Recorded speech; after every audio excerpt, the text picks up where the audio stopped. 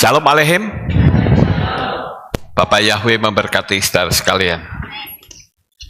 Saya minta tolong, ini monitornya kok mati.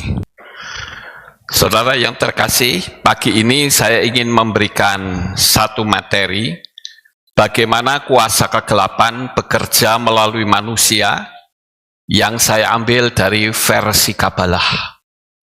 Termasuk kita nanti akan tahu bagaimana dukun-dukun itu bekerja, yang selama ini mungkin kita belum pernah ke dukun, ya. Tapi dengan materi ini saudara akan tahu bagaimana pula dia berusaha untuk membawa kita, keseret kita dengan halus sekali.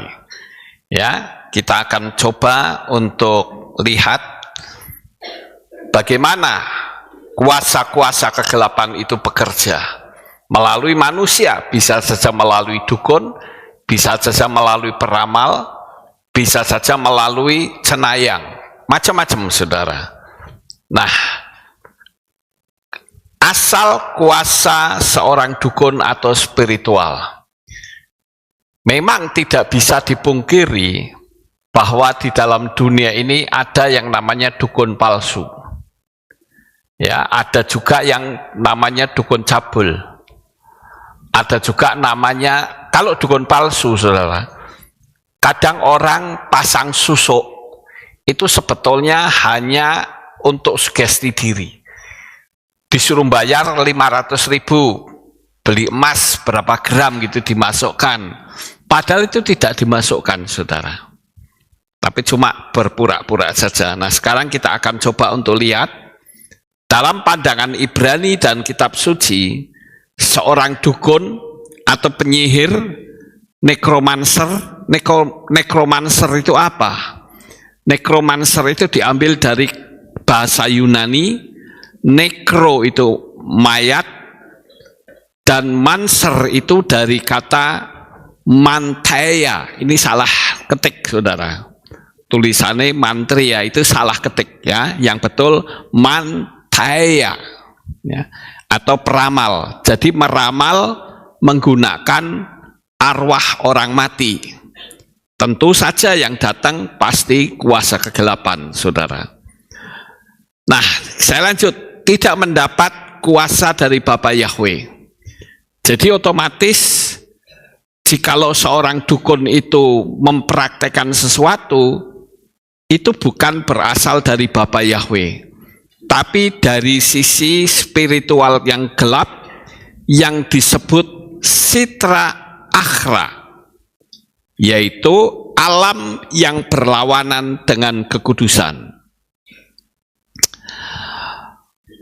Alam ini dihuni oleh roh-roh najis, yaitu Satan, dan entitas yang dipimpin oleh Samael serta Lilith dalam pengajaran Kabalah. Di pengajaran itu saudara, ada sebuah cerita. Ini di luar kitab suci kita ya, di luar kitab suci kita. Kalau kitab suci kita dimulai dari Adam dan Hawa. Nah, ini di luar kitab suci kita. Jadi memang Tuhan menciptakan Adam, tapi waktu menciptakan Adam, dia juga menciptakan perempuan yang namanya Lilith. Kalau saudara masuk ke pengajaran Ibrani kuno, saudara ketemukan ini. Jadi Lilith itu sebetulnya diperuntukkan untuk Adam, tetapi karena dibuat dari unsur yang sama, Tuhan mengatakan, Lilith, kamu harus tunduk kepada Adam. Si Lilith tidak mau saudara. Ya, bagaimana saya tunduk? Saya ini kan dibuat dari tanah, seperti Adam juga. Ngapain saya tunduk kepada Adam? Lalu memberontak, dia tidak mau saudara. Nah, ketika dia tidak mau, diciptakanlah Hawa, diambil dari tulang rusuknya. Nah, di sini Lilith merasa cemburu saudara. Kok begini jadinya? Dia berusaha untuk menjatuhkannya. Dan akhirnya si Hawa itu jatuh dalam dosa. Itu ceritanya, saudara. Cerita dari kelompok Kabalah, ya. Tujuannya adalah meniru hal-hal yang kudus, tetapi maksudnya adalah menyesatkan. Saudara perhatikan, meniru. Barang kalau tiruan itu tidak menyolok, saudara. Tapi kira-kira sekitar 11-12 lah, kira-kira begitu. Ya mirip sekali. Sama seperti waktu saya masih kerja elektro. Kalau orang yang nggak ngerti, anggapnya transistor itu sama saja. Misalnya saya beli transistor 3054 misalnya. Nah, pada waktu saya membeli itu, saya lihat sepintas sama. Tetapi kalau kita yang ngerti dunia elektro, begitu dilihat begini, saya sudah tahu. Oh, ini transistornya palsu. Mirip sama persis kalau yang nggak ngerti. Misalnya, makanya saya paling nggak mau ya, kalau ada kerusakan terus orangnya tak suruh beri spare part sendiri. Nggak mau saya. Karena kalau mendapat palsu, dia nggak tahu. Kalau saya kan ngerti, saudara. Jadi ketika saya beli transistor 3N 3055, pada waktu saya lihat begini, wah ini palsu. Kalau palsu, kalau dilihat dari buku Vedemecum, ya, itu buku tentang karakteristik transistor, itu pasti turun semua. Ya, karakteristiknya turun. Makanya jangan heran kalau kita betulin televisi atau radio, tiba-tiba cuma 1 bulan rusak lagi. Ya karena semua turun. Ya. Nah, begitu juga yang namanya meniru itu mirip sekali. Nanti kita akan lihat di belakang, saudara. Nah, yang kedua, prinsip cara kerja mereka, ya, yaitu menggunakan kontrak rohani. Dukun sering membuka akses ke alam roh melalui ritual, mantra, atau benda-benda seperti kemenyan, air, darah, simbol, dan sebagainya. Nah, dukun ketika dia melakukan ini, dukun yang benar ya saudara, dukun santet yang benar, bukan palsu yang saya maksud itu ya. Kalau dia menerima orderan, dia suka ngomong begini, mau berapa lama? Ya kira-kira 1 bulan. Oke, 1 bulan maharnya sekian. Nah, kita harus bayar, mahar itu bayarnya saudara, bayarnya sekian. Saya nggak sampai 1 bulan dah, 1 minggu aja, ya boleh 1 minggu sekian. Lalu si dukun itu melakukan praktek, ya, melakukan praktek dengan menggunakan roh-roh lain, saudara. Kalau saya lihat dukun-dukun di Indonesia ini, roh-roh yang dipakai tidak terlalu kuat, ya. Beda seperti Afrika yang terkenal vuudunya, ya. Kemudian dari Israel itu ngeri sekali, saudara. Ya, kekuatannya luar biasa. Makanya sampai ada kelompok Kabalah yang membongkar dunia alam roh mereka, malaikat-malaikat yang jatuh. Nah, mereka menggunakan kemenyan, air, darah, simbol dan sebagainya itu hanya sebagai mediator. Kita lihat. Nah, mereka memanggil roh dengan kata-kata dan korban tertentu yang secara rohani membuat perjanjian atau ikatan antara manusia dan roh tersebut. Dalam Dark Kabalah, nah ini saya kasih tahu ya, Kabalah itu ada 2 macam, saudara. Ada dari Kabalah yang baik, yang menyembah Bapa Yahweh, dan ada Kabalah yang dari sisi jahat. Nah, kebanyakan kalau orang berkata Kabalah itu langsung ngecap, saudara. Oh, sesat kamu.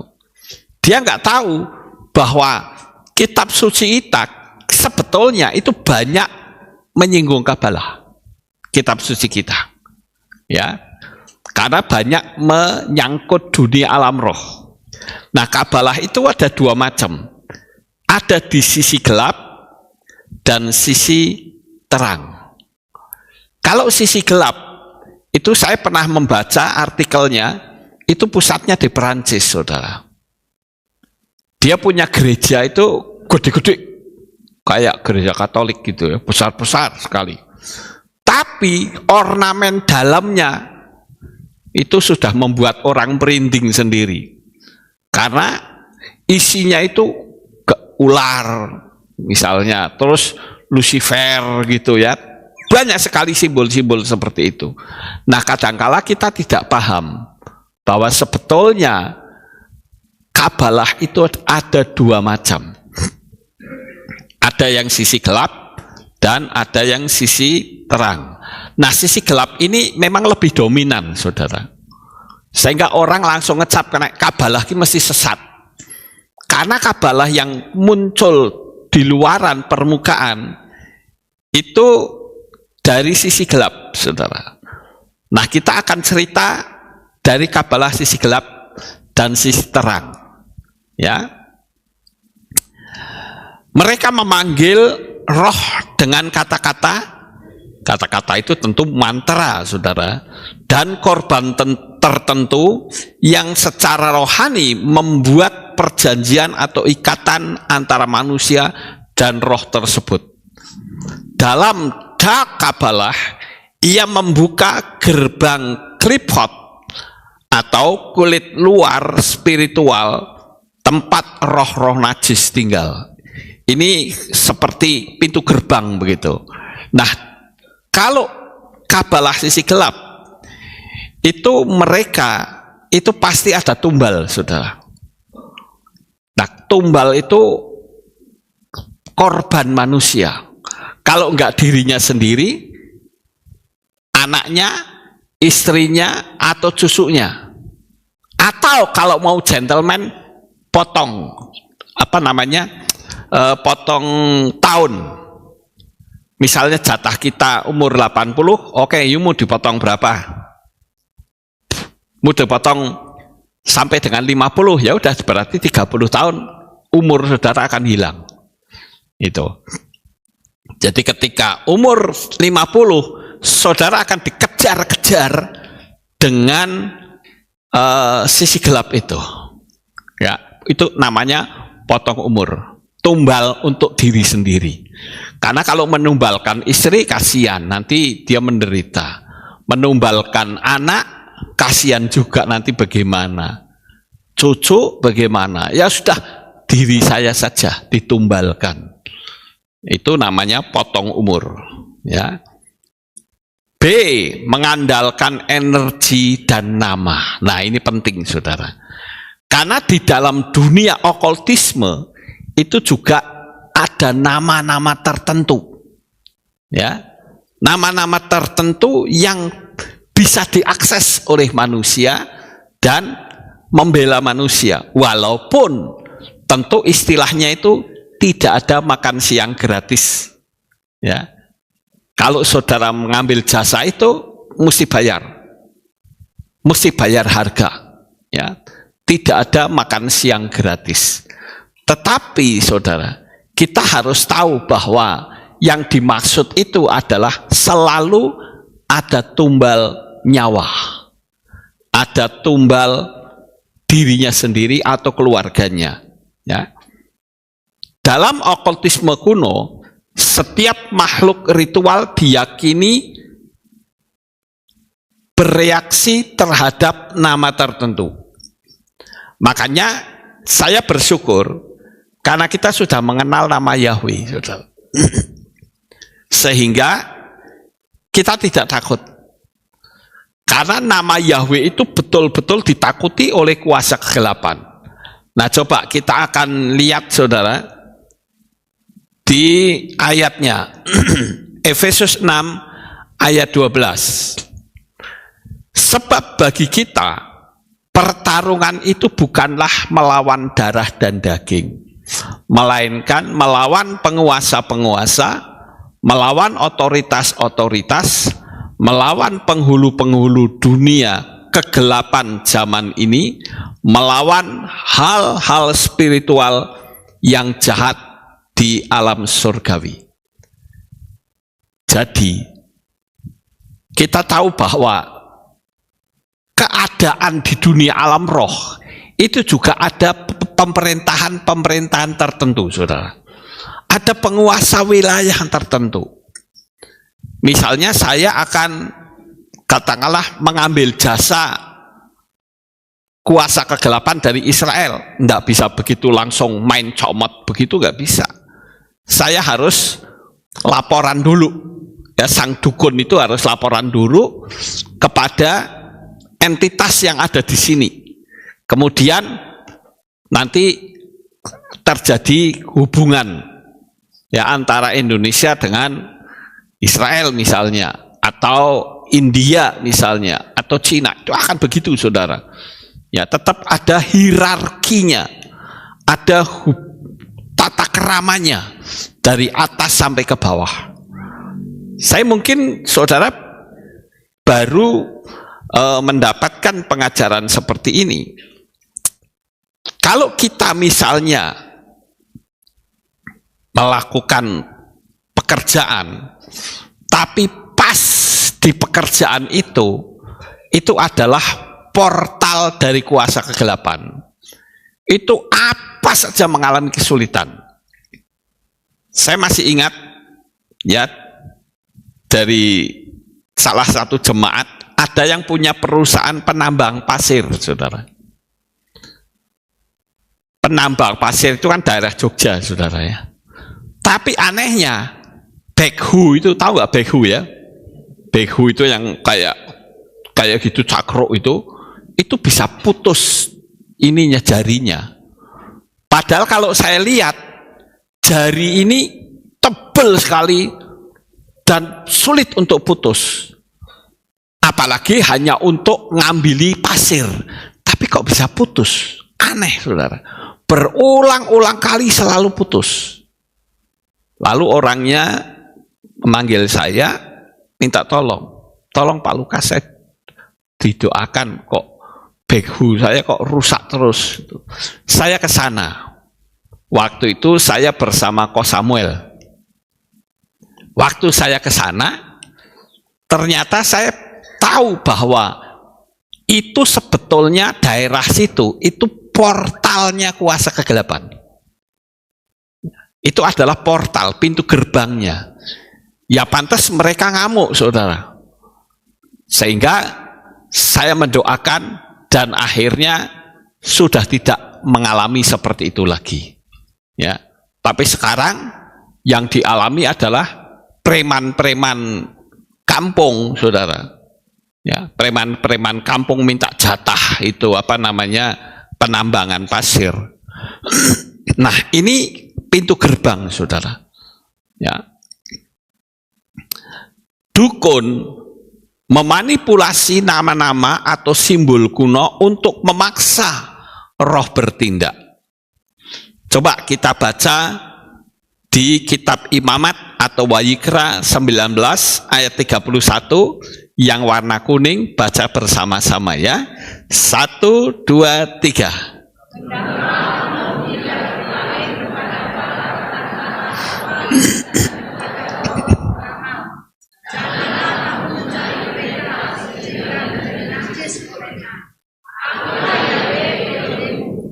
Nah, dari ayat ini, satu ayat saja, itu sudah merentahkan bahwa kita tidak boleh berurusan dengan mereka, saudara.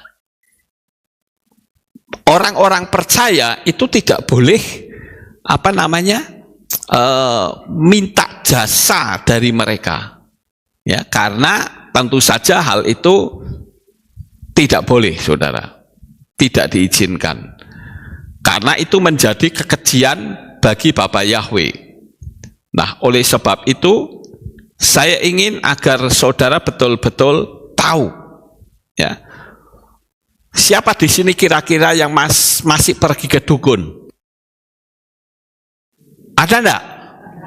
Enggak ada, bagus. Tapi saya dapat cerita, saudara. Nah, ini dulu, saudara. Saya dapat cerita dari Pak Gunawan.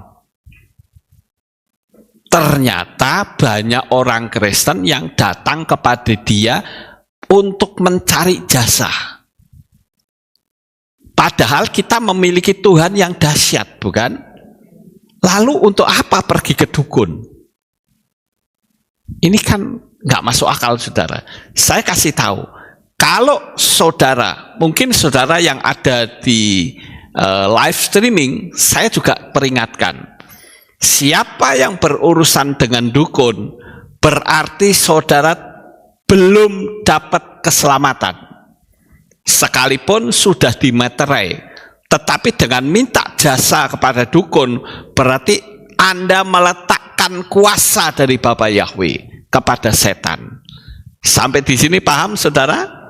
Jadi jangan sekali-kali, sekalipun jangan berurusan dengan dukun. Sekali saudara berurusan dengan dukun, berarti keselamatan saudara terlepas. Saya peringatkan saudara, dalam kondisi tantangan seperti apapun, jangan sekali-kali berurusan, ya. Kalau ingin saudara selamat, menggunakan medium, jimat, atau pengorbanan. Nah, pengorbanan ini sadis, saudara. Kadangkala dia minta korban bayi yang masih hidup, ya. Dari satanic church, ya, itu seringkali menggunakan jasa pengorbanan dari bayi yang lahir. Makanya di satanic church itu ada ritual seks bebas. Hamil nggak apa-apa, it's free, no problem. Karena begitu lahir langsung dipersembahkan, anak itu dibunuh, anak itu mati, ya. Jadi mau hamil 10 kali no problem, ya.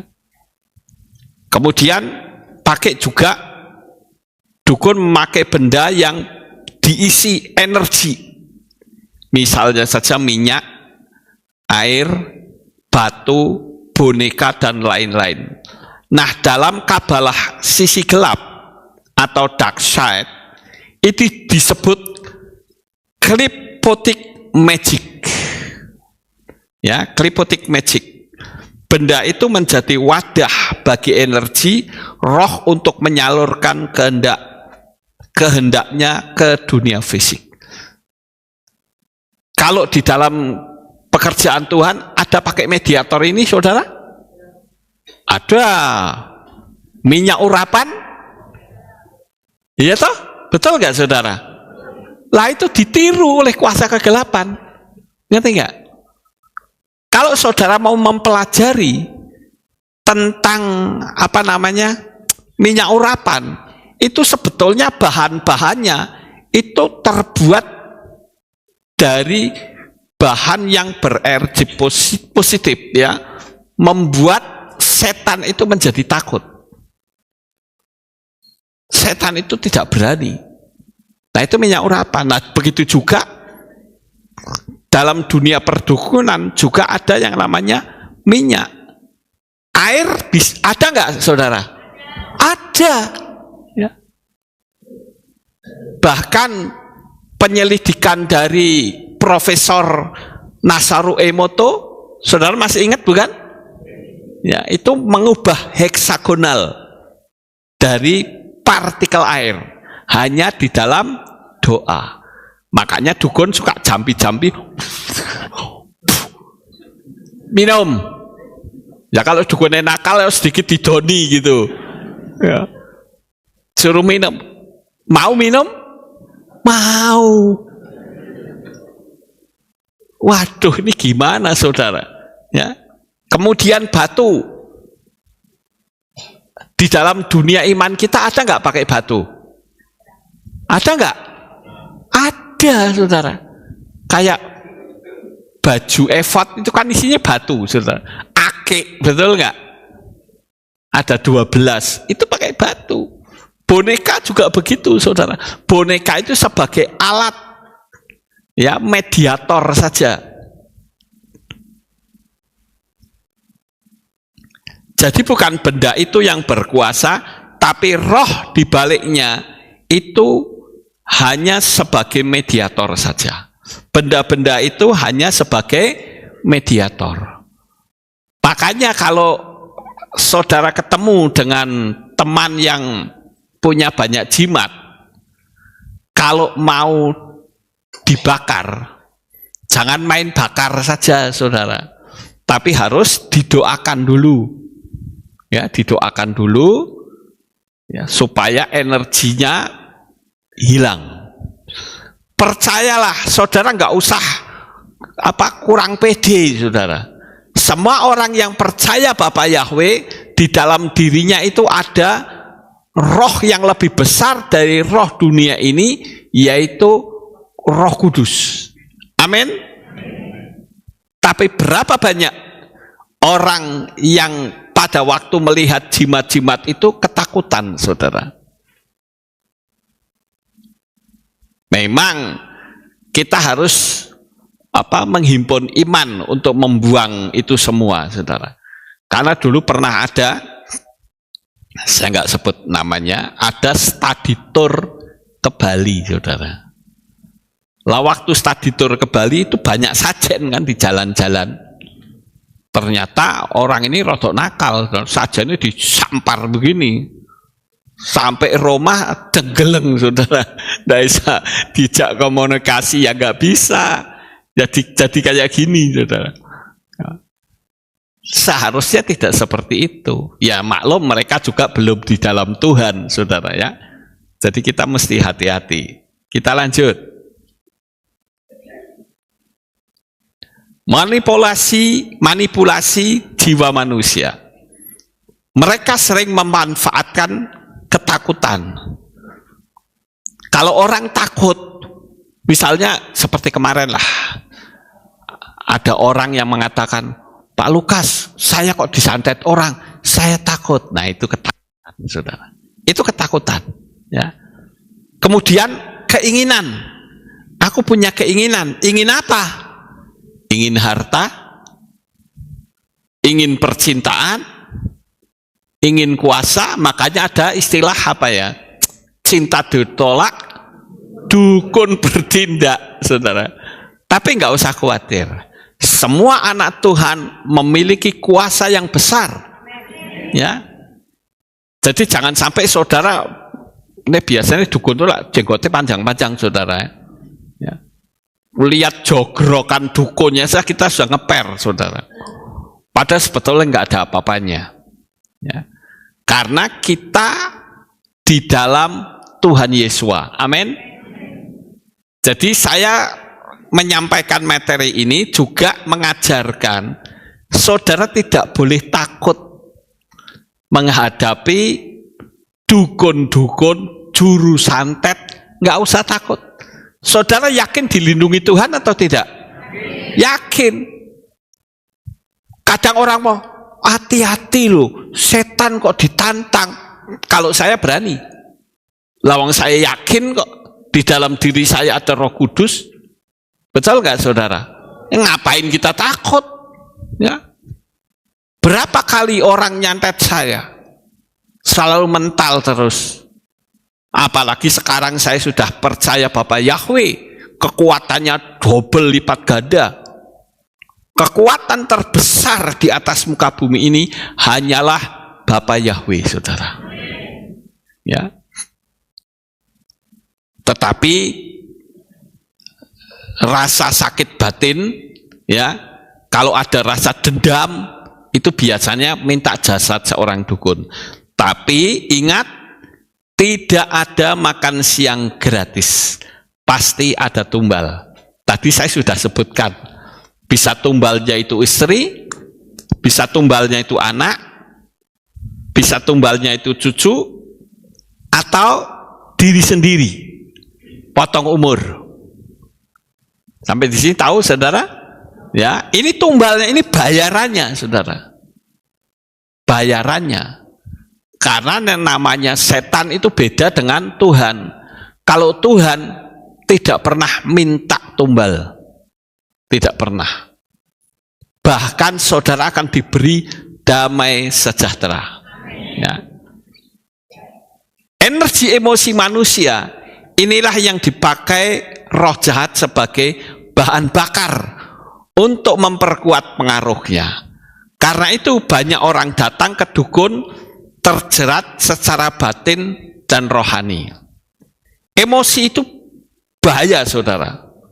Sekalipun saudara sudah di dalam Bapa Yahweh, sekali lagi saya katakan, sekalipun saudara sudah di dalam Bapa Yahweh, kalau saudara mudah emosi, amarah, itu kesempatan baik untuk serangan gelap itu menyerang masuk ke dalam manusia.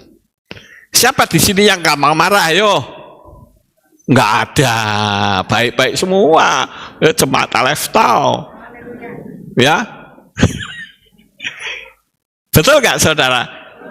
Betul ya, luar biasa lah jemaat di sini ini tidak marah saudara, tapi dikehilat.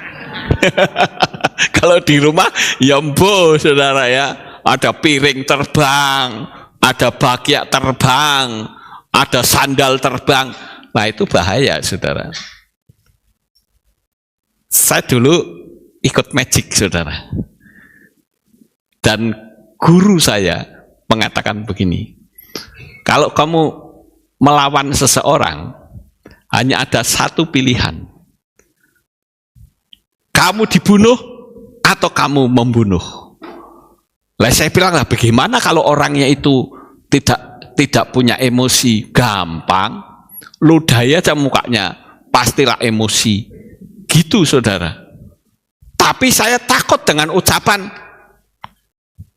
satu pilihan, kamu dibunuh atau kamu membunuh. Lah saya jadi takut, tapi ini menjadi pemicu bagi saya untuk mencari keselamatan. Lalu saya nyamar menjadi orang Kristen, kemudian saya ikut KKR, padahal masih ada ilmunya saudara. Jadi KKR itu banyak yang kunjungannya, ada orang yang cuma pengen lihat mujizat, ada yang masih punya ilmu, ada banyak saudara, macam-macam orangnya. Tetapi waktu itu saya ketakutan, lah nek saya mati, terus kemana? Itu yang membuat saya takut, ya. Sehingga saya percaya kepada Tuhan. Jadi energi emosi itu adalah menjadi perambat, ya, bahan bakar. Bahan bakar untuk membuat siapa? Orangnya terbakar, saudara. Saya berharap apa yang saudara katakan itu betul. Tidak gampang emosi, tidak gampang marah. Amin. Amin. Wah, jemaat Aleftau itu bagus, luar biasa, saudara. Nggak pernah marah, ya. Wah, hebat ini. Loh kok ketawa gimana tuh? Ya memang begitu kan? Ya, saya ngomong apa adanya. Wah, luar biasa, pintar-pintar. Tapi nggak tahu naik di rumah, saudara. Saya pernah berkunjung ke rumah jemaat. Saya nggak sebutkan. Saya bilang, wah enak ya, punya anak masih muda, tapi percaya kepada Yahweh dan hidup penuh dengan damai sejahtera. Orang tuanya tertawa ngakak, saudara. Loh ini kenapa? Dia ketawa, Pak Lukas kan lihatnya di kehilat katanya. Kalau di rumah Pak Lukas lihat gak? Aduh, saya jadi malu, saudara ya. Ternyata anak muda itu nek di rumah melebihi harimau. Ya. Satu rumah itu ndak ada yang menang sama dia. Lagi piye, saudara? tuasan dialem malah digejret ke bawah. Ya. Oleh karena itu kita belajar, karena dalam dunia alam roh itu emosi menjadi alat. Ya. Kita lanjut. Dalam pandangan Kabalah yang kudus, ini Kabalah yang kudus ya. Dalam Kabalah suci, semua kuasa semacam itu berasal dari klipot, kulit atau cangkang yang menutupi cahaya ilahi. Itu ada bukunya, tapi percuma, nggak usah beli, saudara. Di samping masih berbahasa Inggris juga, buat apa beli buku kayak gituan? Ya, paling kita banyak membaca kitab suci saja, itu lebih baik, saudara. Di sanalah bersamayam Samael, bukan Samuel, saudara ya, Samael. Samael ini adalah pangeran tuduhan atau pangeran kematian. Lilith adalah ratu hawa nafsu dan penipuan, dan roh-roh yang memakan energi spiritual manusia. Jadi Lilith itu punya anak buah banyak sekali, saudara. Ketika orang memiliki nafsu yang jelek, saudara, itu sebetulnya itu tindakan atau gerakan dari anak buahnya Lilith, saudara. Jadi Lilith ini bisa disebut sebagai apa ya, kayak mungkin dewa percintaan kali ya. Jadi apa saja yang berurusan dengan nafsu seksual, berurusan dengan nafsu najis, itu berasal dari Lilith, saudara. Sekali lagi, Lilith ini juga ciptaan Tuhan, ya, menurut Kabalah kuno, ya. Tetapi dia cemburu kepada Adam. Itu menurut ceritanya begitu. Ya. Ritual perdukunan sebenarnya memanggil energi dari lapisan klipot, bukan dari Sefirot. Kita sudah belajar Sefirot atau the tree of life atau pohon kehidupan. Hasilnya bisa nyata sesaat, tapi membawa kutuk rohani jangka panjang. Mungkin bisa mengalami sesuatu yang kita inginkan, tapi tidak sadar bahwa tidak ada makan siang gratis bagi setan. Setan itu selalu minta tumbal, saudara. Agar supaya apa? Kita itu binasa. Nah, ini perbandingan kuasa. Kalau kuasa dukun itu diambil dari sisi klipot atau sisi kegelapan. Sedangkan kuasa Elohim itu dari Sefirot atau cahaya ilahi. Kita sudah belajar tentang hal ini, ya, seperti apa, cakra segala ya, cakra mahkota, cakra ajna dan sebagainya, itu sebetulnya adalah dari Sefirot, ya, dari pengajaran Ibrani. Kalau ada cakra ajna, cakra apa, jantung dan sebagainya sampai ke bawah, kita sudah pernah belajar. Itu jangan saudara anggap itu dari agama lain. Keliru, saudara. Itu dari Kabalah. Tetapi sempat diambil. Sama seperti waktu yang lalu. Saya mengikuti seminar, saya nggak sebut dah. Pokoknya saya mengikuti seminar menghitung angka kelahiran saudara. Saudara lahirnya tanggal berapa? Saya catat. Kemudian saya hitung.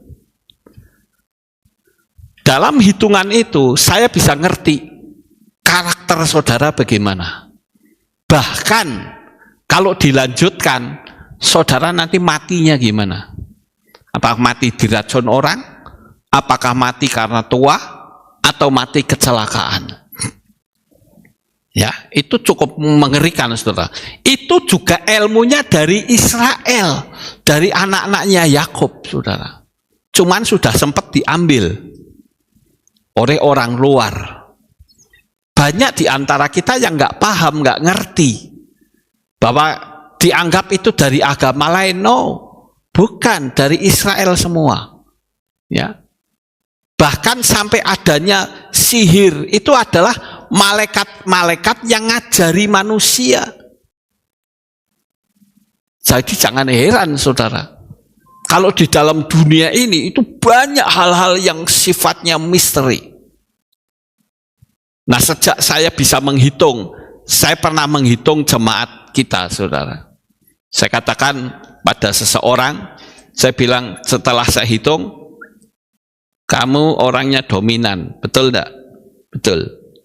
Kamu orangnya boros, betul enggak? Betul. Tapi ada satu lagi yang mudah-mudahan tidak terjadi. Kamu akan cerai. Ah, masa iya Pak Lukas? Ya ini kan menurut hitungan, ya bu, enggak ngerti. Pokoknya menurut hitungannya kamu cerai. Dan ternyata cerai betul, saudara. Sejak saat itu, saya berjanji pada diri saya sendiri, saya tidak akan mau menghitung-hitung begitu. Karena saya sendiri takut, saudara. Lebih baik kita nggak ngerti apa-apa, seperti kata firman Tuhan, kita belajar sesuai dan mengandalkan Roh Kudus saja. Jangan sampai kita mengerti hal-hal yang lebih dalam, itu berbahaya sekali. Kita bisa tidak sejahtera, saudara. Karena apa? Karena kita bisa mengetahui sesuatu. Saya berharap saudara mau, ya, artinya jangan berurusan dengan dunia macam begitu, saudara. Seperti kita ketahui bahwa anak-anaknya Yakub itu hebat-hebat, saudara. Kayak Yehuda. Saudara tahu Yehuda? Yang sampai disebut singa muda dari Yehuda? Itu kalau berteriak, satu Mesir kedengaran, saudara. Jadi kayak toa begitu. Terus yang namanya Benyamin, saudara tahu?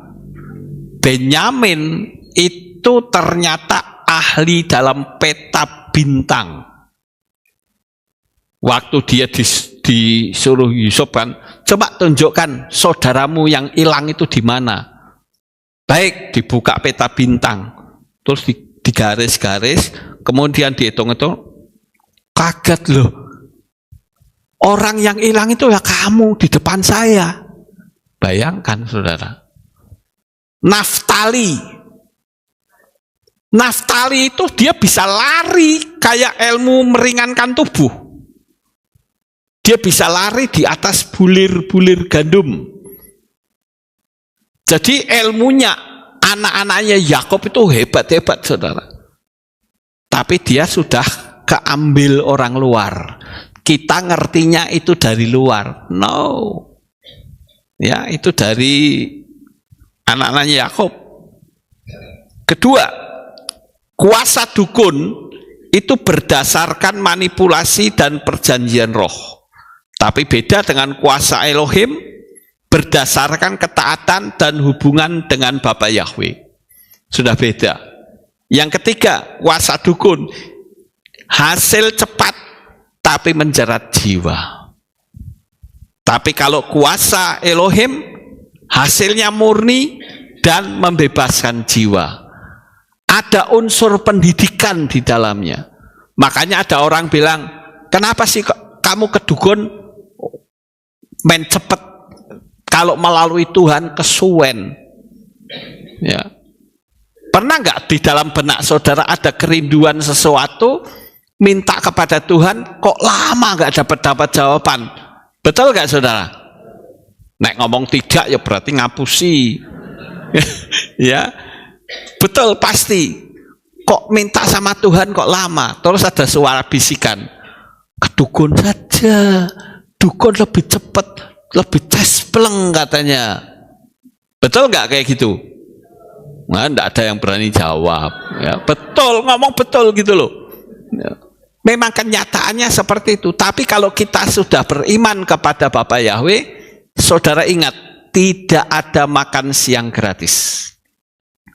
Pasti ada tumbal, anaknya atau siapa saja. Ya. Kemudian kuasa dukun menggunakan rasa takut dan ego. Tadi saya sudah terangkan. Sedangkan kuasa Elohim menghasilkan kasih dan damai. Nggak mau ribut, ngerti saudara. Kesimpulan rohani, janganlah pula memberi tempat kepada si Satan. Efesus 4 ayat 27.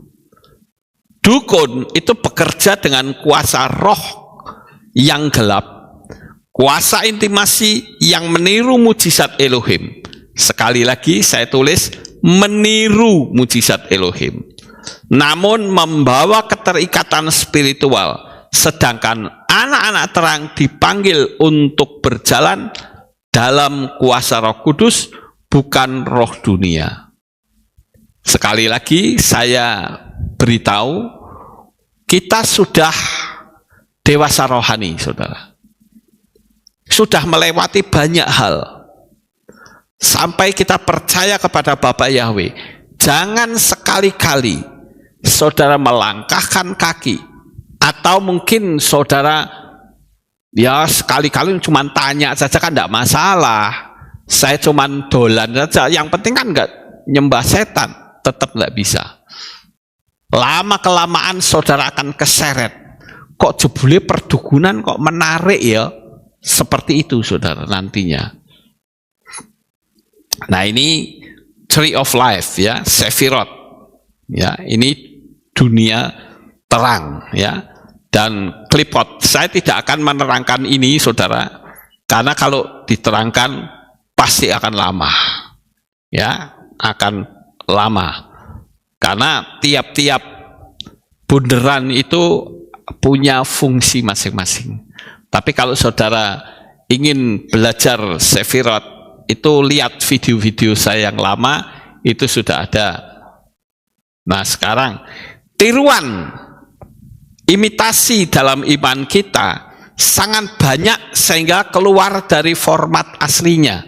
Nah coba kita cek saudara ya, nama yang harus tidak tepat,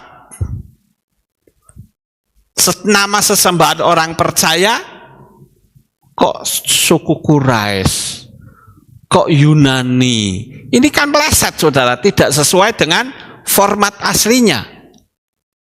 Kalau format aslinya, orang yang percaya kepada Tuhannya Israel pasti Yahweh, betul nggak saudara?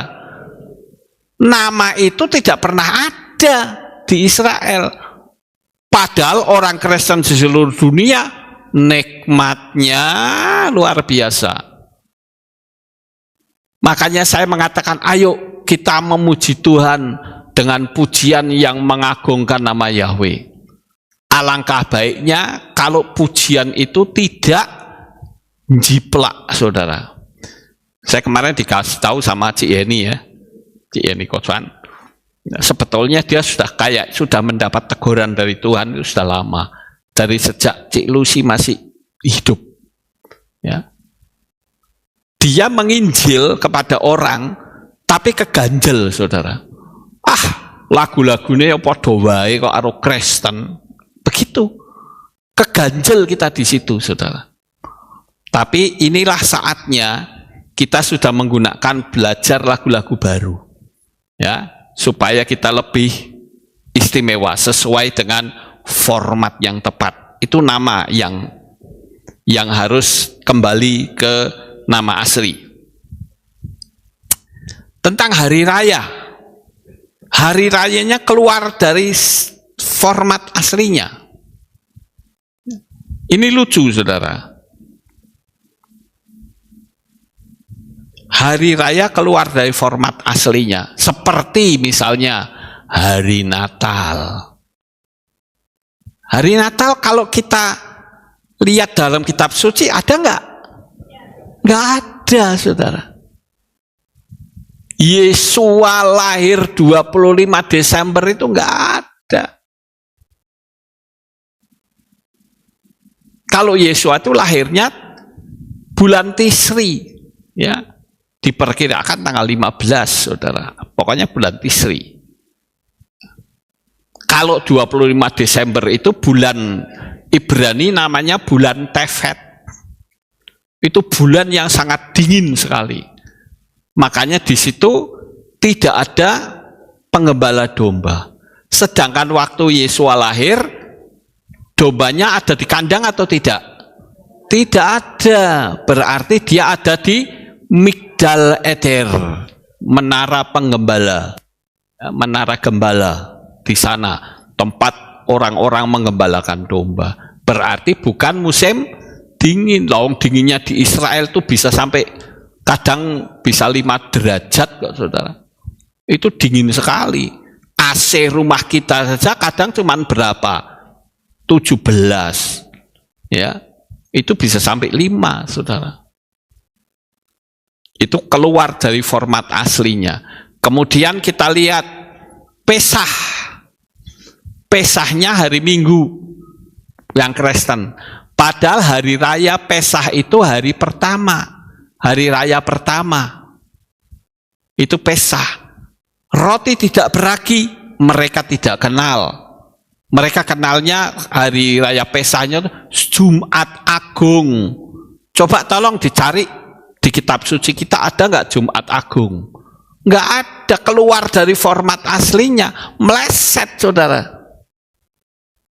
Pernah ada orang yang saya injili, saya katakan Yesua itu lahir, matinya kapan, bangkitnya kapan?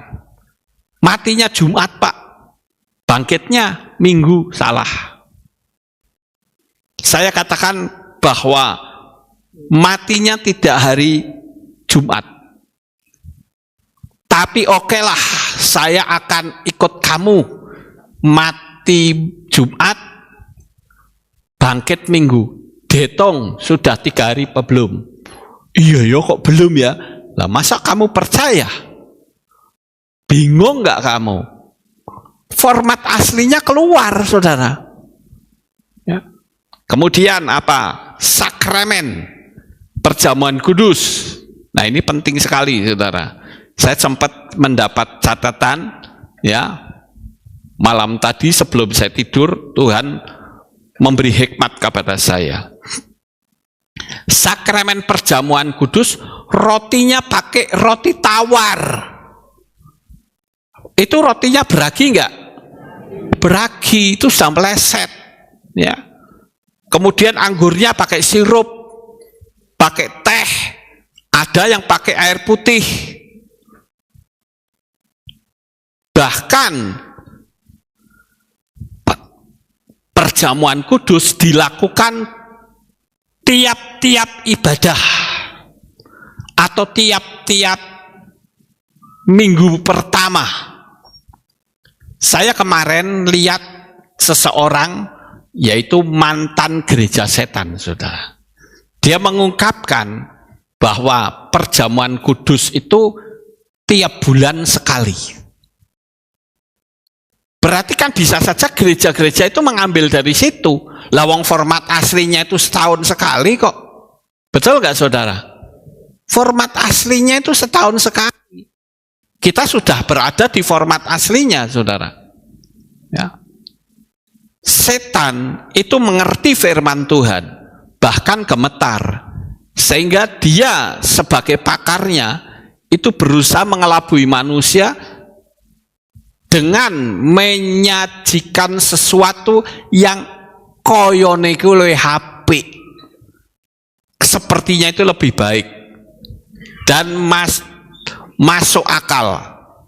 Tetapi dengan manusia mendukungnya secara tidak sadar, dia sudah diseret dan mengikuti programnya. Keluar dari format asli dan mengubah yang disebut replacement theology. Ini penting, saudara. Karena ada orang yang masih perjamuan tiap ibadah. Sekarang saya mau tanya, tunjukkan Yesua kalau waktu mau mengadakan pertemuan perjamuan kudus dulu, Tolong tunjukkan di mana.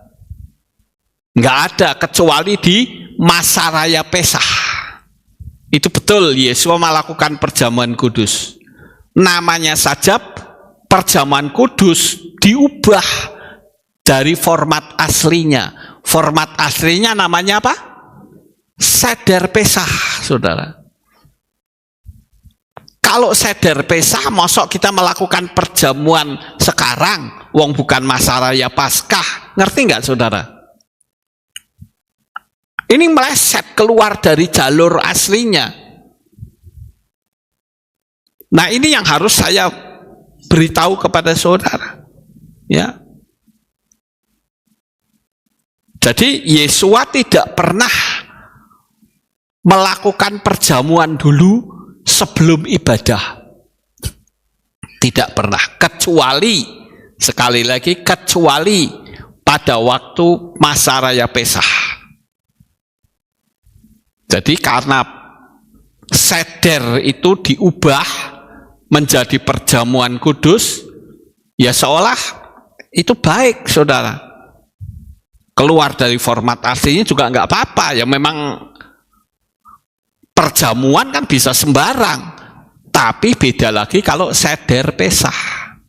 Makanya namanya diganti seder Peskah. Pesan yang pastinya harus ada pada suasana Peskah dibahas, diubah menjadi perjamuan kudus.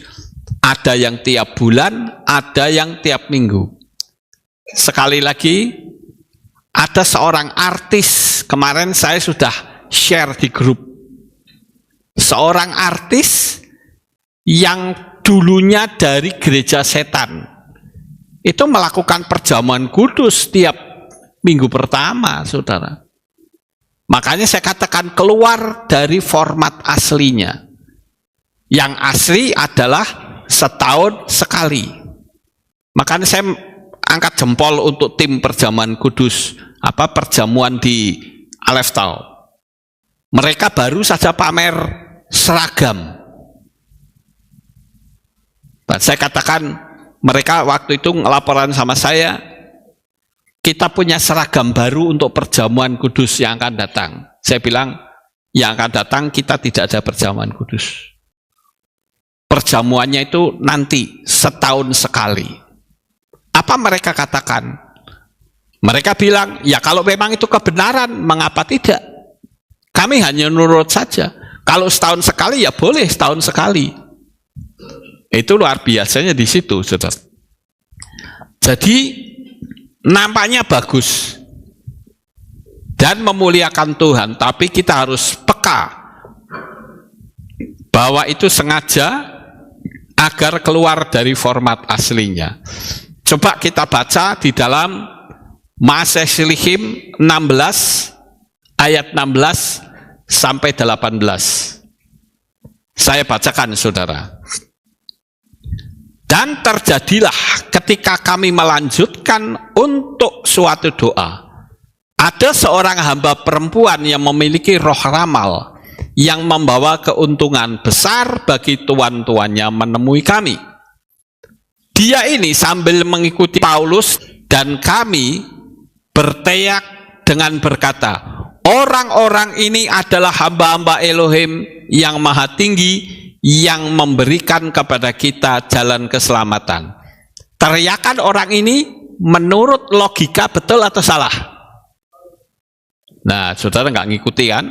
Saya ulang lagi. Makanya diikuti, saudara. Ya, dia ini, ya, roh peramal itu sambil mengikuti Paulus dan kami, Silas, ya, menemui kami. Dia ini sambil mengikuti Paulus dan kami atau Silas berteriak dengan berkata, perhatikan, orang-orang ini adalah hamba-hamba Elohim yang maha tinggi yang memberikan kepada kita jalan keselamatan. Betul atau tidak, saudara? Betul, ya. Mereka teriak-teriak itu betul, saudara. Dan dia melakukan hal itu selama berhari-hari, dan dia terus melakukan hal itu selama berhari-hari, dan Paulus merasa sangat terganggu. Maka sambil berpaling kepada roh itu, dia berkata, dalam nama Yesua HaMasiah, aku memerintahkan kamu keluar daripadanya. Dan dalam sesaat keluarlah dia daripadanya. Perempuan itu betul saudara ngomongnya baik, tapi dia akan mengacaukan penginjilan Rasul Paulus dan Silas. Apa yang baik belum tentu benar, tapi yang benar mesti baik, saudara. Sampai di sini paham? Ya. Itu saya tadi katakan sekali lagi, saya nggak perlu sebutlah namanya ya, saudara pasti ngerti, seorang artis mantan gereja setan, ya. Nah, saya ingin cerita, saudara. Saya itu dulu pernah ikut drama, saudara, drama Natal dulu, ya, sebelum saya di sini, ya, tapi masih di Comal. Nah, drama itu judulnya Masih Ada Cukup Waktu. Ceritanya setan-setan ini stres, saudara. Karena banyak orang yang percaya kepada Tuhan. Bagaimana ini? Pengikut-pengikut kita jadi semakin sedikit pada ngikut Tuhan. Kita rapat bagaimana caranya menjatuhkan manusia. Lalu setan-setan itu rapat. Ada yang usulan mengatakan bikin dia sakit. Terus ada pimpinan rapatnya bilang, kalau sakit malah dekat sama Tuhan. Malah dekat sama Tuhan. Maaf ya. Kemudian ada yang berkata, dibikin miskin aja. Nanti lah miskin tak jauh sama Tuhan. Tidak. Kalau miskin mesti akan dekat minta tolong sama Tuhan. Dibikin kecewa saja. Dia bilang tidak bisa. Itu usulan yang tidak masuk akal. Itu semua energi negatif. Dan orang pasti tahu kalau itu energi negatif. Ada yang usul lagi, setan yang lain. Kita bikin bangkrut saja orangnya. Kemudian ada satu setan yang mengatakan, saya usul, mungkin usulan saya bisa diterima. Dia bilang, ada setan lain yang usul, bagaimana kalau kita sebarkan bahwa Yesua itu hebat, kuasanya dahsyat, penuh kasih, baik atau tidak, saudara? Baik, ya. Yesua itu hebat, Yesua itu penuh kuasa, Yesua itu luar biasa, baik. Tetapi harus sekarang lihat, ya. Coba saudara lihat di kayu salib, bukti bahwa Yesua itu penuh kasih. Penjahat di kayu salib itu diselamatkan Tuhan. Kenyataannya begitu bukan? Iya. Apa enggak baik, apa enggak sempurna kasihnya? Jadi 1 menit sebelum kamu mati, kamu bisa bertobat kepada Tuhan. Kalau sekarang masih ada cukup waktu. Untuk menghampiri Tuhan tidak harus sekarang. Tidak usah dekat dengan Tuhan, nikmati saja hidup ini. Toh kamu sudah menjadi percaya, jadi tidak mungkin tidak selamat. Kita pasti selamat, gak usah ibadah. Nanti kalau sudah nafasmu baru bertobat, kan kamu diselamatkan. Tapi firman Tuhan mengatakan, kamu berarti mempermainkan Elohim. Ngerti saudara? Apa yang baik belum tentu bertobat, ya. Kita lanjut. Orang kalau perjamuan kudus harus mempersiapkan hati.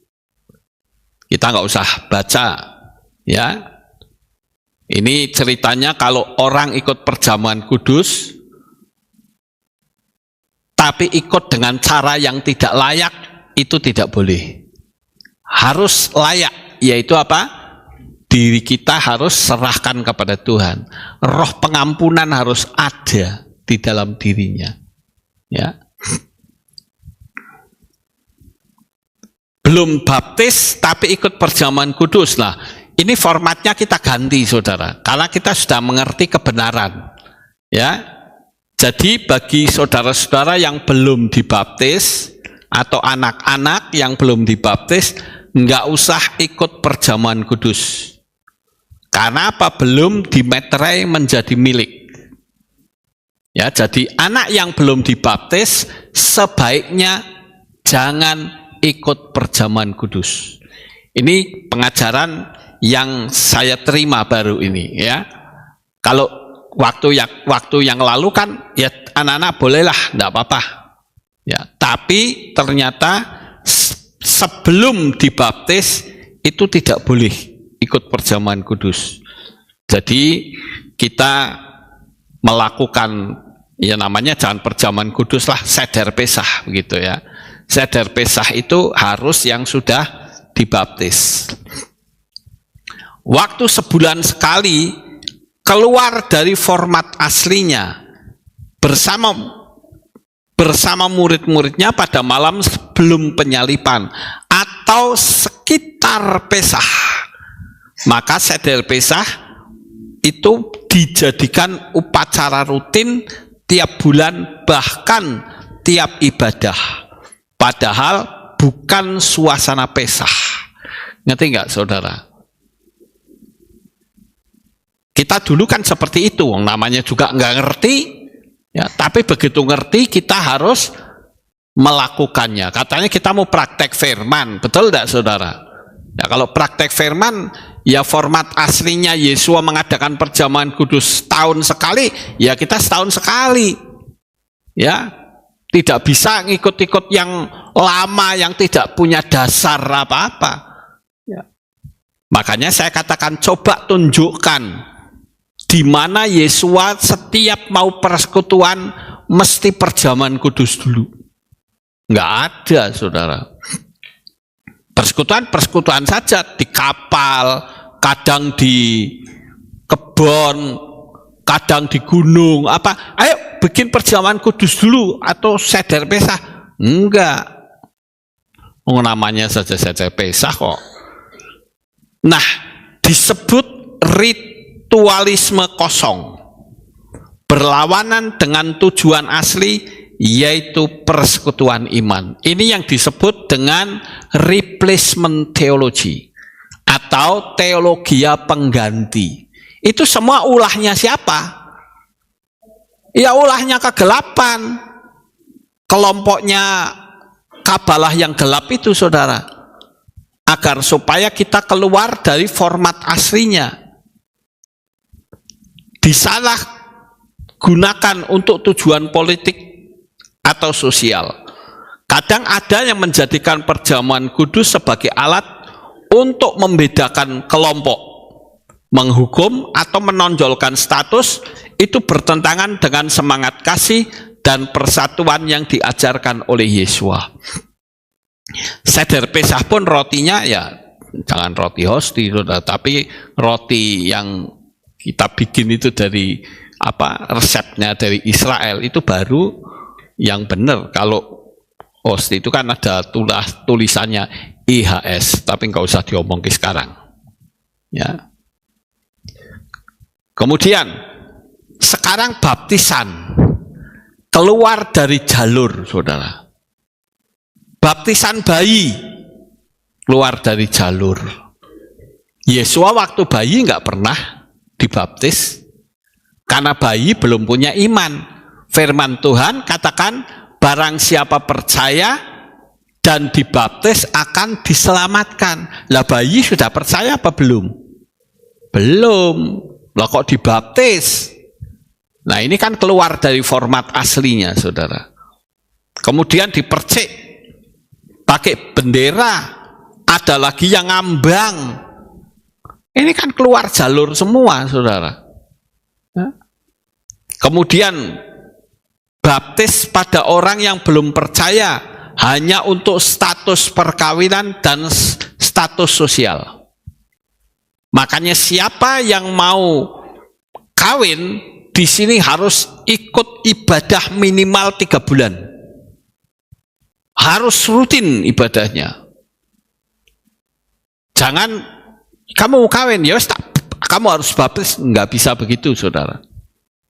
Artinya orang dibaptis, tapi sebetulnya dia belum punya iman. Itu tidak boleh. Untuk keberuntungan, beda dengan pentahiran. Kalau pentahiran itu lain, itu bukan baptisan, saudara. Yang ditenggelamkan 7 kali itu, ya, itu pentahiran namanya. Juga untuk menghalau roh-roh kegelapan. Ya, roh apa? Kesialan, saudara. Kemudian untuk pengobatan, perjamuan kudus untuk pengobatan. Itu keluar jalur, saudara. Keluar dari format aslinya. Mungkin saudara berkata, buktinya saya minum perjamuan keluar apa penyakitnya. Betul, tapi bisa nggak orang yang tidak perjamuan tapi penyakitnya keluar? Bisa. Keluar dari format aslinya, saudara. Bahkan dulu dipakai buat boreh, ya. Nanti rubung semut piye. Ya. Kemudian yang keenam, untuk perpisahan. Nah, ini biasanya di sinode saya yang lama begitu, saudara. Setiap selesai sinode nanti ada perjamuan kudus, perpisahan, nangis-nangis, ya kangen-kangenan. Itu sudah keluar jalur semua, saudara. Ya. Untuk ikatan persahabatan itu juga enggak tepat, ya. Supaya apa? Supaya terjadi semacam kayak campur darah. Kalau dulu kan ada apa namanya ikatan persaudaraan darah. Jadi sekalipun orang lain tangannya digores sampai keluar darahnya, ini keluar darahnya tempelkan, menyatu. Ada lagi yang lebih parah lagi, yaitu darahnya dicampur dengan perjamuan kudus. Itu lebih tidak tepat lagi, saudara. Ya, jadi inilah yang bisa saya sampaikan kepada saudara tentang penyimpangan-penyimpangan dan cara setan untuk mempermainkan manusia menggunakan mediator-mediator apapun. Saya percaya saudara akan lebih dekat kepada Tuhan sehingga tidak seperti itu. Amin. Buat firman Tuhan, sukses besar untuk saudara. Saya minta tim musik naik ke atas, kita akan menyanyi Ku memujimu, ku menyembahmu, ku bersyukur padamu, sebab Yahweh baik kepadaku.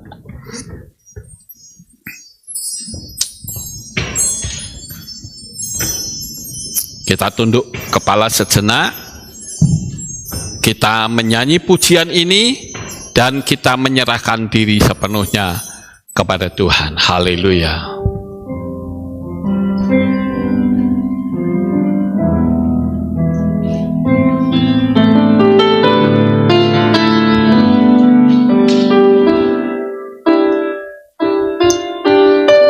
Mujimu, ku menyembahmu, ku bersyukur padamu, sebab Yahweh baik kepadaku. Yahweh ku cinta Kau. Ku memujimu, ku menyembahmu, ku bersyukur kepadamu, sebab Yahweh baik kepadaku. Yahweh ku cinta sekali lagi. Ku memujimu, ku menyembahmu, ku bersyukur kepadamu. Sebab Yahweh baik kepadaku, Yahweh ku cintakan. Musik naikkan pujian ini dengan lembut. Saudaraku yang terkasih, mari kita mensyukuri atas nikmat yang Bapa sudah berikan kepada kita. Apa yang kita punya dan keselamatan yang telah kita dapatkan, agar kita hati-hati, jangan sampai kita dikelabui oleh setan, khususnya untuk masuk ke dunia perdukunan. Kita tahu bahwa Tuhan itu baik, Dia mengasihi kita, Dia mengasihi saudara. Kita naikkan pujian ini sekali lagi dengan sungguh-sungguh. Haleluya. Ku menyembahmu, ku bersyukur kepadamu. Sebab Yahweh baik kepadaku, Yahweh ku cintakan. Terus haleluya. Ku memujimu, ku menyembahmu, ku bersyukur kepadamu. Sebab Yahweh baik kepadaku, Yahweh ku cintakan. Sebab Yahweh baik kepadaku,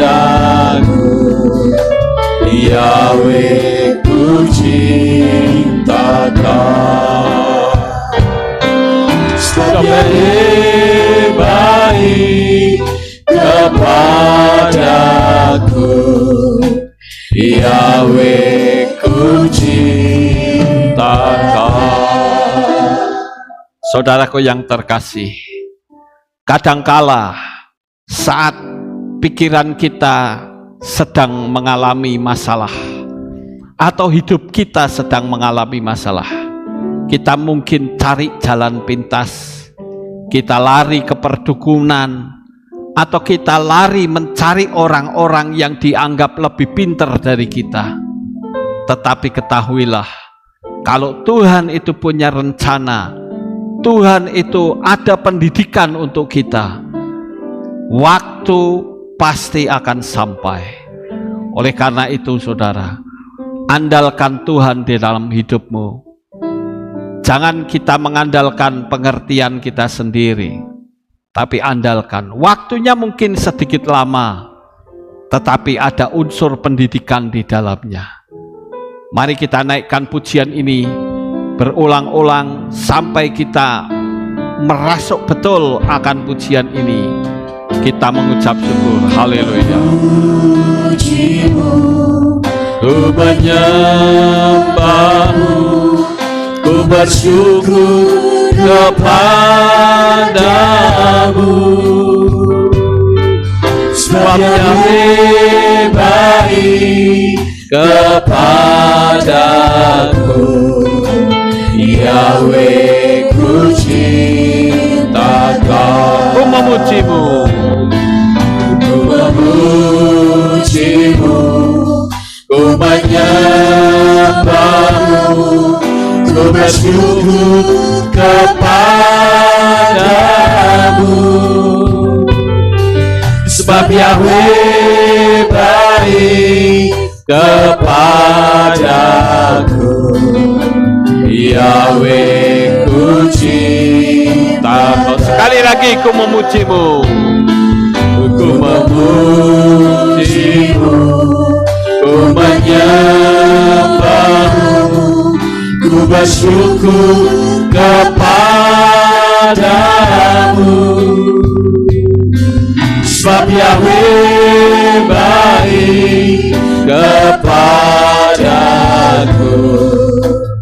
Yahweh ku cinta Kau. Sebab Yahweh baik, sebab Yahweh baik kepadaku.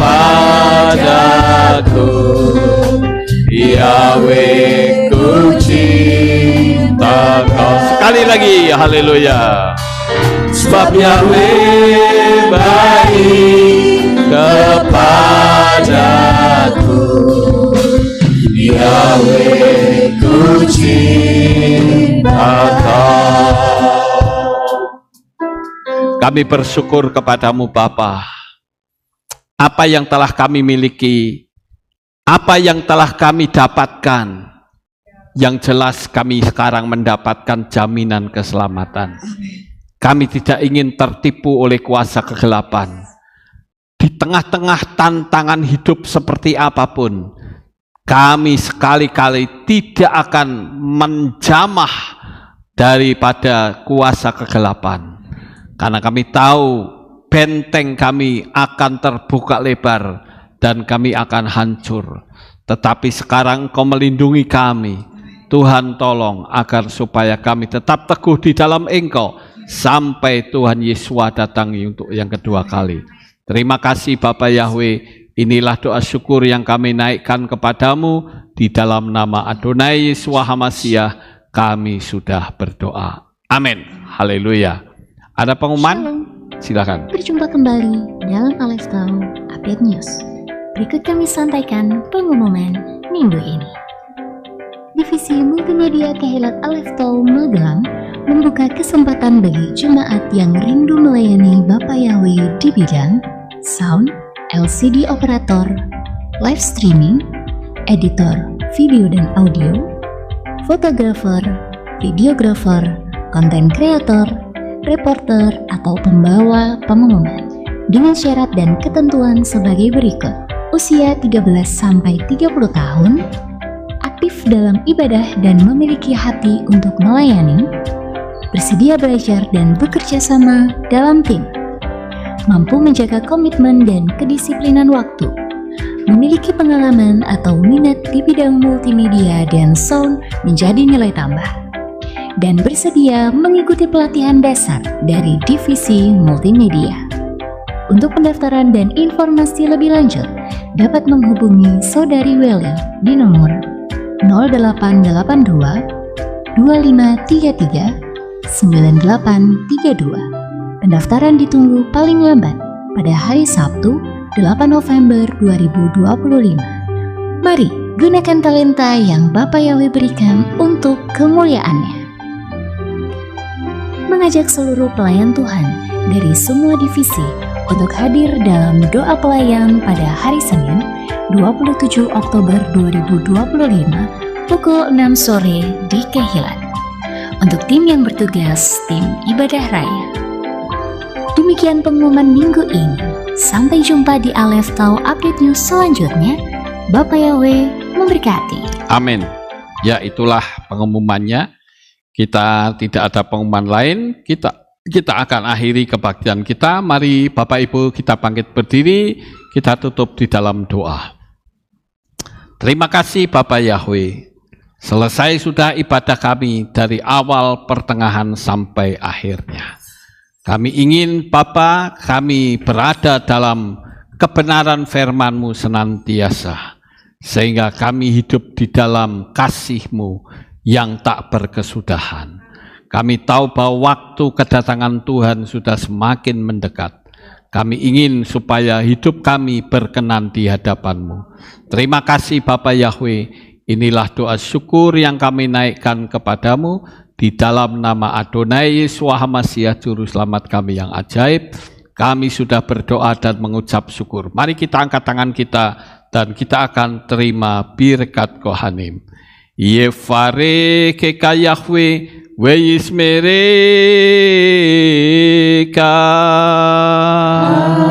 Amin. Ken yehiroso. Yair Yahweh panau eleka wikuneka. Amin.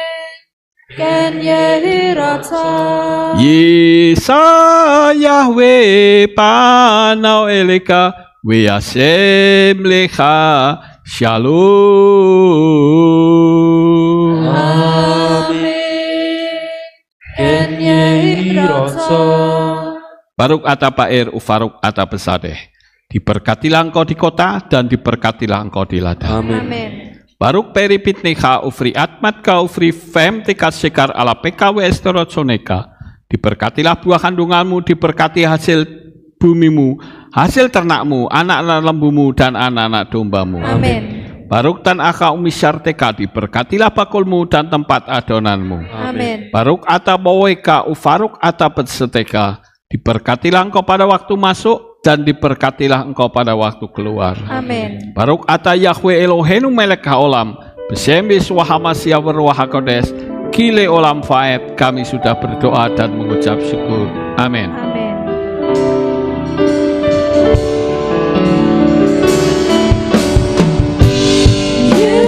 Yevareka, Weismereka, Yevareka.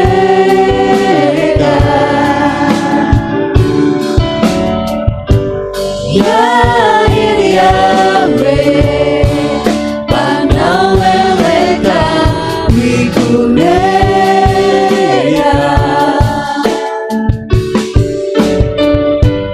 Yevareka, Weismereka, Yevareka.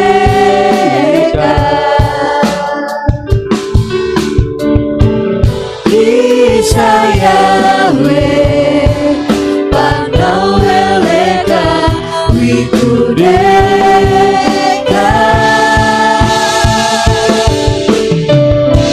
Weashem Leka, Shalom, Shalom. Weashem Leka, Shalom, Shalom. Yevareka, Weismereka, Yevareka. Selamat pagi, selamat pulang. Bapak Yahweh memberkati. Amin. Percayalah kepada Yahweh. Haleluya. Terpujilah Bapa Yahweh yang Maha Kuasa. Terima kasih atas kehadiran Bapak Ibu Saudara sekalian dalam ibadah bersama kami di Kehilat Alef Tau Magelang. Doa saya Bapa Yahweh memberkati dengan kesehatan yang sempurna, damai sejahtera dan berkat materi yang semakin melimpah. Kami menunggu kembali kehadiran Bapak Ibu Saudara sekalian pada jam yang tersedia. Hari Sabat jam 5 pagi, hari Minggu jam 6 pagi, hari Rabu jam 6 sore.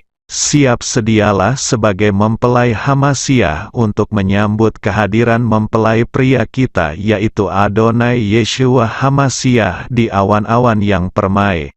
Amen lehitraot. Shalom, sampai jumpa kembali.